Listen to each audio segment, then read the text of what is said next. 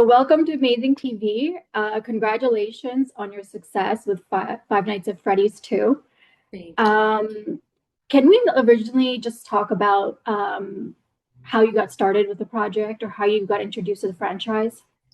Yeah, I had never heard of the game before, and it was just, sent to my email like an audition. I actually remember I was really sick the week it was sent to me, and I didn't tape for it. And then a week later, I got like a message from my team that was like, "You really need to tape for this one." And I panicked and I was like, "Oh my gosh, I'm so sorry."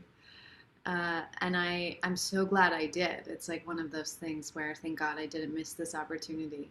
Um, and then I met with the director, and it was just, she was my character Vanessa was kind of weird and like hard to place, and I think they weren't sure what she needed to be because she needs to be likable, but she's got to have this like dark underbelly to her, but then she has to be very capable but really damaged. Like she's all these like incongruent parts. But that was the introduction, was my audition, and my team had let me know, they were like, "Oh, the IP is huge." And I was like, "What's IP?" I was like, "I don't even know what that means." Um, Yeah, and so that was the beginning, and really I discovered the world. I Googled and I watched people play the game and talked to Scott, the game creator. But really my introduction was the first film, making it, like stepping into the world. So I feel very lucky in that way. Okay. So having a few horror and thriller movies under your belt, what are the auditions like for these sort of roles? They're not any different than any other audition, which is wild. I think because you would think they would like check to see like, can she scream? Can she just, because actually Really? being Okay. surprised when you're not actually surprised, I do think is some kind of special skill. Like you do have to be kind of like focused on something else to be startled by something. Anyways, these are like silly little things that you see in a lot of horror films. But for the most part, like the audition process has been very trusting. They trust, like they also want a grounded real performance. um and that's what I try to offer. Yeah, Okay. I don't think a lot of people realize that, like, when you're auditioning for these roles, it's so simplified. Like you said, like, can it's she so scream? simple. What does she look like when she's startled? No, but they don't do that. That's what I'm saying. They Oh, they don't. don't. But I'm Okay. saying maybe they should check. Because if there's going to be a lot of screaming or there's going to be a lot of jumps or something, but they don't check that. It's just it's not that simple. It's like you do the proper scene. You Okay. do you do a scene from the movie usually. Um, yeah, which is usually just about relationship and Yeah. like the circumstances. But they don't normally have you do like the really heightened crazy stuff where like, oh, there's an animatronic coming at you, Yeah. because that's exactly what that would look like in an audition, which is what I Mhm. just did. It would be weird and funny to watch me pretend to fight for my life. Okay. Actually, speaking of like scary or being weird and funny, I originally watched Five Nights at Freddy's 2 in theater this weekend, right? Okay.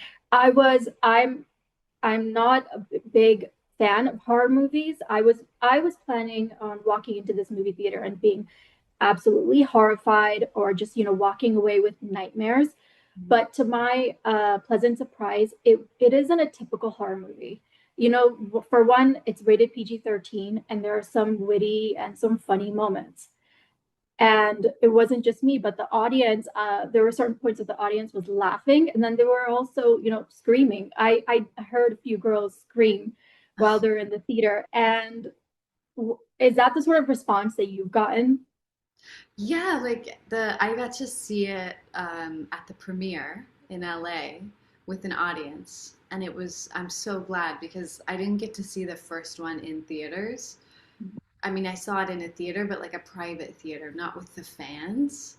And it was really fun to see it, with the fans because everything on the screen means something. So if you don't know the game, like I didn't know the game, and so something happens and you don't really realize, but if you're watching it in a room full of fans, there'll be like screams or cheers. They would clap when certain Yeah. animatronics would come up, or you could hear people talking. The fans are very interactive, almost like a sporting event with the movie, which is really Yes. cool. I don't know if it felt like that, but It it's it not. did. It Yeah, did. it's not gonna. I always say that's kind of the benefit of it, that it doesn't give you nightmares Mhm. because you're not likely to run into a giant animatronic in your day to day unless you go to No. certain. No, unless like if I were to like, work near at a circus. Yes, exactly. So you're most likely safe from that particular threat. Yeah. So speaking of fans, like Five Nights at Freddy's has a huge fan base. Fans have either said that either you get the lore or you don't get it. And for folks that are new to this franchise, if there's any new viewers, how would you describe like the traction to this franchise? I don't know if I really know like where it comes from. I do know that the original game is there is like a fear-based element, and there's also like a time limit to it. So you're trying to get out by a certain time. And I wonder if it's almost very simple in its form, and I wonder if that like created just like such easy access, and then it started to snowball as it got like the games got wilder and wilder and new characters, and um but I would like to ask like some of the younger fans, like what was it, although a lot of the fans are my age and they played when they were younger. Yeah, that's I'm true. sad I didn't. I was like, what was I doing? I was playing like alone, like The Sims. I think it's also one of those games where because there's a community, I think those games with community, they attract a lot of people because you can play something and then you can get online and you can chat to people about it. You can connect about it, or there's discourse about it. And now there's, there's all these YouTube like fan breakdowns of everything. I Yeah, think, yeah, and now you can go to Hot Topic and you can get the merch. Like I think it's fun to participate in something, and I also think that's what's so great about the movie is like people are going to the theater and they're yeah, participating. There's a collective experience being had. yeah. People are lining up. There are queues everywhere. Um, could we just quickly talk about Vanessa's character? Of course. So, uh, the movie surprised a lot of people with how emotionally grounded it was beneath the horror. I'm talking about like, Five Nights at Freddy's 2. There's a more of an involved story. You see your character Vanessa wanting to live a normal life so desperately. And the scene at the spin class was really sad to watch. Um, what did you want to deepen or protect about your character when returning to the sequel? I think she's struggling with PTSD, like Mhm. like real. Um, her mind is not entirely her own, which is a really scary prospect. Yeah. Um, and yeah, and I think like if I'm involved in something, most likely like there's going to be some kind of like grounded real element to it, because that's just the way I approach the work, which is like Vanessa is a person who's had an experience. The experience is otherworldly, but it's had similar effects that any other kind of trauma might have. um, and so I was really interested in her psychology, and and also like her avoidant kind of style for dealing with it. Um, her and Mike both. They get a lot of therapy coming their way. Yeah, yeah. um, but it's not so much that I wanted to protect her or anything. I just wanted whatever that like pain is, whatever that weight is, Mhm. to be a part of her. Um, okay, do you mind if we switch over to like just your general Of performances or course. okay, so you play characters who are consistently navigating danger. Um, What is up with that? you tell What is us. I don't know. What does that say about me? Well, It's sometimes it's visible, sometimes it's psychological. yeah. Netflix is too, or Freddy's, like you said, with PTSD. Mhm. Um, are you naturally attracted to these sort of roles, or what is your relationship with like fear or the horror genre? I do think I am attracted to women who are struggling. It doesn't mean that they have to be like openly struggling. I would also be attracted to a woman who's struggling and doing her best to hide it. I think I just find that life is a struggle, and I like to mirror life and humanity, and I do think I have a proclivity towards like a bit of darkness, and maybe because my essence and my being isn't very dark. Like I'm not a particularly dark energy. I hope. I think I'm quite the opposite.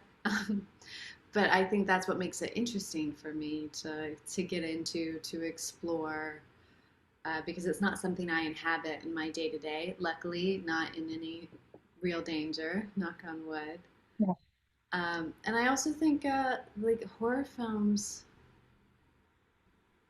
they just really beautifully they can have like incredible metaphors for life, and and I do think the best part about them is that people go and have a collective experience, and there can be a relief at the end, um, after like this fear. It's like riding a roller coaster where you, and when I ride a roller coaster, I'm terrified the whole time. Like I'm like trying to convince myself I'm having a good time when I'm terrified.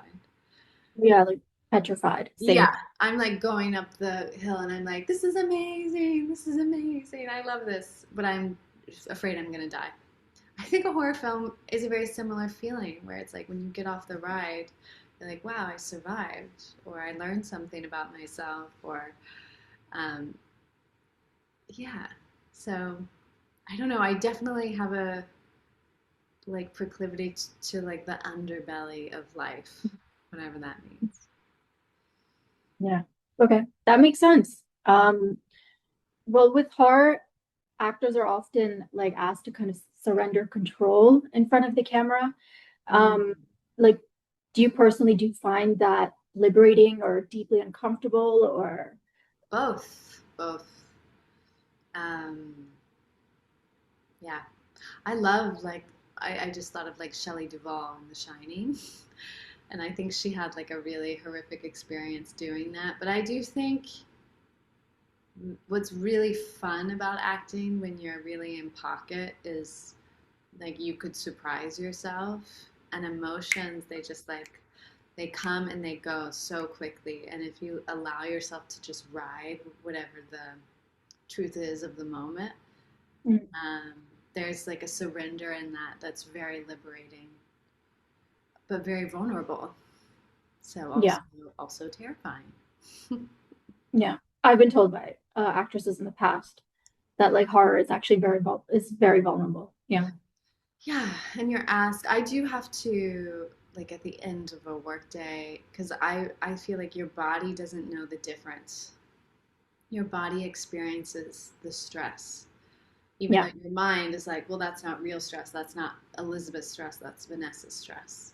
Mm, But your body doesn't know the difference, and I have to really like tend to my body when I'm doing something like that. I'd be like, "You're okay. I've got Oh, you." do you actually, sorry, I do you have a routine? Do you have Yeah, like a way where you wind yeah. down? You kind of have to come down because you've literally put your body into fight or flight to a certain degree, Mhm. depending on what the scene is.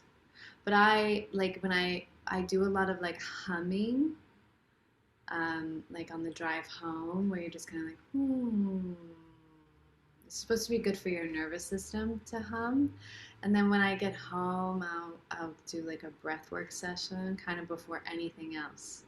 Just again to like calm my body. Yeah. And then I'll eat and stretch and sleep. Yeah. It sounds like sounds like because of your work, you know how like people have their like ultra like morning routines, like Yes. you kind of have to have you have to have a switch. You need to Yeah. have an evening routine. I have to have both. Like you have like because acting just it requires all of you. It requires like your Mhm. body, mind, spirit, and you never know like what you're going to need to access or what's going to come up. But yeah, I'm a big believer in the warm down coming out of it. Okay. If you don't mind me asking, could you share something about your morning routine? I feel like Yeah. I would be very interested to know. Yeah. I mean, my morning routine, like as it stands, like now when I'm just at home, looks probably like anybody else's, which is like water, feed the cat. Uh, but I meditate, and that's Mhm. something I would do before filming. And I do some kind of journal practice, although recently that's kind of switched to just like a little gratitude practice.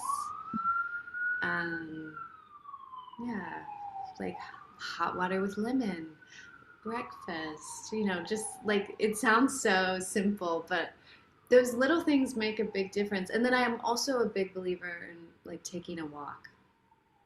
Like I Yeah. love if I have time, but when I'm filming, you don't have time to take a walk, because you might have to be there at 4 a.m. or something. So when Yeah. I'm filming, it all gets really truncated. And I'll just do the hot water. I'll do like 10-minute meditation. And then you get into hair and makeup, and then you try to do some kind of like body exercise, stretch, warm up, make funny sounds, things like that. Is that a real thing? The Big funny time. Oh my sounds. gosh. Big time. Big time. Well, I Is just call them funny sounds because if anyone else heard it, they'd be like, what is wrong with this person? But if anyone who had studied like Linklater, which is what I studied in drama school, they would yeah. recognize it as like, oh, actor warming up their voice. But Is it's that not. what it is? It's the vocal cords, or is Yeah, it like warming up your voice, like you said? it's everything. It's kind of you're warming up your body so that you can breathe freely. Um, and so that when you have an impulse like it can come out, but then you got to like create space in your throat, and then on top of that there's like articulation and then all the resonators, like it's complicated. And if I when I'm doing a play, I would do like an hour long of that. When I Wow. Yeah, like because you're about to go on a journey, so you really need to be loose and ready to go. But for film and TV, I do it in little bits, maybe like between takes or something, or in my trailer. And then at lunch, I'll take a walk Yeah. on set. Okay. Yeah, That's because nice. Yeah. yeah, it just like brings you back to yourself. Get some sunlight. Yeah. Connect with nature. I get it. Yes, yeah. Remind yourself that like you're such a small cog in the machine, so it's all good. That's actually really grounding. Thanks for Yeah, sharing that. yeah. Okay, so speaking of theater, you recently return to the stage? Is I that correct? did. Yes. Um, what is it for Williamstown? Yes. Okay. Do you mind if you talking about it? Like, so what made you want to go back? What made you want to like go to theater, go back to theater? Well, I've been desperate to do theater my whole career, and it just so happens that TV and film opened its door to me, which is a Mhm. good problem to have. Um, but I went to school and studied acting like through doing theater, and it's really kind of my first love when it comes to acting, and so I've been desperate to do it, but because I do believe like I'm associated with film and TV, so Yeah. people aren't always thinking of me. But I told my team I was like I really want to do a play, and I got lucky. Like whoever was going to do the job had dropped out, and so I auditioned for it. It's a Tennessee Williams play called Not About Nightingales, which never really gets done. It's very early and a very hard play, to be honest. Yeah, and it was just a dream. It's set in like 1930s Depression era, Yeah. in a prison. Wow. Yeah, Okay. and she's like the only woman. Um, And they're like a male prison? yeah, yeah, yeah. She's not in. She's like the secretary, my character. Okay. Yeah. Yeah. Um, and it's so good. It's just so. I honestly, it spoiled me. I was so happy doing it. I've been reflecting on the year, and I'm like, gosh, that was such a gift. It's Yeah. always such a gift to just to work on something hard. You know, it was hard text, Mhm. hard on my body, and um, it was just like it was a challenge. So it made me a better actor. Yeah. And I just And but you're originally a Southern girl, right? You grew up in the yes, South. yes. Okay. You don't have the accent, the Southern accent. Well, if I drank enough, it might come out. Or, or if I was on the phone with my grandmother, or if I was being really nice, you might hear it. Okay. My whole family, yeah. I think at a certain point in drama school, I don't think I ever had a super heavy accent, but I do think at a certain point I learned because I would say like, oh, this is a pin. I would be like, oh, this is a pin, and they were like, no, no, it's pen. Mhm. It's Oh, like did they beat the accent out of they you? Did didn't they? beat it. They really didn't, but um they did teach like standard American. Okay. But I think I think I actually like wanted to be an actor at like 14 and Mhm. probably started messing with my voice Yeah. like when I was young and didn't really know what I was doing, but just kind of copying what I was hearing. Yeah, I think so. Okay. This is really off topic, but like, Yeah, would you ever be interested in doing a role where you could play on or put on a different accent? definitely. Well, and for the play, I have a different voice essentially. I mean, it's still my voice, but it's Mhm. like I said, it's like 1930s, and it's just the text, like the Tennessee Williams of it all is like Yeah. like there was. I also had a wig on, and I remember I came out of the theater once, and I was like chatting to some people, and I was like, "Oh, thank you so much for coming." And one guy goes, "Wait, you were that girl?" Just because like the hair is different and Yeah. the voice, it like it's Mhm. not a modern voice. So absolutely, I'd love to do every Tennessee Williams play. But yeah, absolutely. Um, and let's see. Um, so you've been doing films. I would say it's been like what, like 10 years now, 10 or has it years, yeah. been about 10 years? I think 10, maybe this is 11. Yeah. Looking forward, what kind of do you have any roles on your wish list? Do you have any roles that you would love to do? Well, I do think that the play that I just did really spoiled me, and because she was such a complex character, um, and just wild. And I'm really attracted to that. Very similar to what I have done in the past, which is I'm always kind of looking for like what is underneath this person that is driving their life. Um, but I think yeah, my I don't know if there's a specific role necessarily that's already been created, but I am just really interested in playing like very complex female characters, which sounds so vague, but No, no, actually, it makes sense. I think like what I feel like you're trying to say is that you like multifaceted roles. Yes, I don't want to be like just the girl. You know what I mean? Because that's what I look like. I look like the girl in the movie or the girl. But, and I feel very lucky that all my roles thus far, even if I am playing the girl, there's always Mhm. something else. There's something going on that's more interesting or darker or messier. And I like that. I'm interested in kind of like the crazy, I guess. Yeah, I've in your career, like as an outsider, I've definitely seen that I don't know if you're like purposely protecting your creative energy or you're purposely going to certain roles, but you're not typecast at all. Or like, as like the girl next door or like the Right. rom-com or Yeah. Well, and that would be fun too. Like if it was the right rom-com, it's everything is a conversation. And I do like I want a lot of variety in my career. That is the yeah. dream. Um, but I just like things I just things that are challenging. That's Yeah, always that's good. If I look at it and I'm like a little scared, like, oh, I don't know how I'm gonna play this, that's a good sign. that makes sense.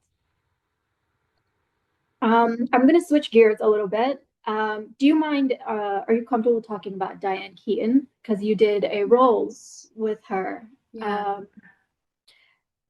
uh, so you played, it was the movie Mac and Rita, right? Yes. And you were in this icon's energy. Yeah. How how do you approach, I guess I really want to be respectful when I ask this question, but how did you approach one your role or character for this movie, and what was it like working with her? I mean, magic. She was so magical. She's like everything you think she is. And she's so like she's so free in her work, but she's also so free in her life. And I hope to God she's rubbed off on me a little bit. Um, yeah. And when I was playing, I was playing like a young Diane. I was just watching all her films. That's basically what I was doing. And because we basically were the same person, so I didn't have any scenes with her, but I they would let me watch her dailies to kind of like see how she moves and um, like hear her like way of speaking. And yeah, I was just trying to like capture like a tiny little piece of her magic, which is just Yeah, uncapturable. um, yeah, I love her so much, and I love watching her work so much. I'm like, oh, that's what I should do tonight. I should watch a, a film of Diane's. yeah, She was just so free and unapologetic in her work and in her life. yeah. Yeah. So you two were never in any scene together, No. but you were together for the promotion of the movie, right? Yes. Yeah. And we met on set as well. Okay. She, Okay. yeah. Do you mind sharing some of your like maybe your favorite memory or fondest memory I think with her? I think like one of the first time I ever came into contact with her really stuck in my head because we were dressed in the same outfit, which was like these ridiculously high, I don't know what they were, snakeskin boots. But we had like that, and I was wearing, her belt. That's the thing. I was like wearing actual clothes of her because they were using some of her personal clothes for our Mhm. character, which was, I mean, That's really just exciting. That's surreal, so cool. surreal. Yes, very cool. And so I had to go and like give her the belt or something. We had to switch. And I think I was like, oh, good luck out there. She was like, good luck to you. And that was when I realized it was like, oh, this is gonna be fun. Like Yeah. everything was play. Everything was, yeah, like her sense of humor is just so incredibly witty. But I Wow. loved that because in that moment it's like we were the same character and it was like, good luck. Well, good luck to you. Wow, it's like you're not intimidating at all. Oh, no, no, I'm certainly not. But she's not like once you chat to her, but I did find myself just like staring at her, which I try not to do, when you see like a celebrity that you know. But Yeah. with her, you're just like, oh gosh, I was like, and a part of it was I was playing her, but also like you just want to take her in because she's so alive, moment to moment. Okay. Thanks for sharing that. Yeah, And of course. sounds like you really remember her fondly. Definitely. I love her. Okay. Is there anything that you're working on currently? Anything that your fans can be excited to look forward to besides uh the Freddy franchise? Yeah, I have a movie, an independent film that I start in February. I don't know if I can say anything. They're always like, I don't, because it hasn't been like announced yet. Okay, that's But fine. Is it just an indie role or is it indie movie?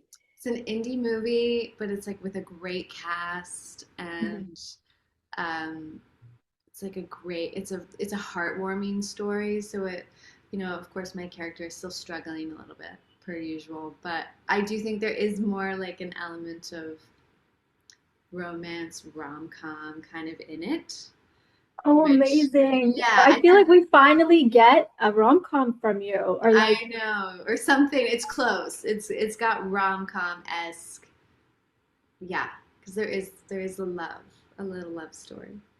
okay, exciting. Yeah, it's really exciting. Oh, that's great. All right, looking forward to it. And the last thing I just want to ask you is, I'm asking on behalf of the fans, but are we definitely getting a Five Nights at Freddy 3 movie? I don't know. I'm really not in charge of anything.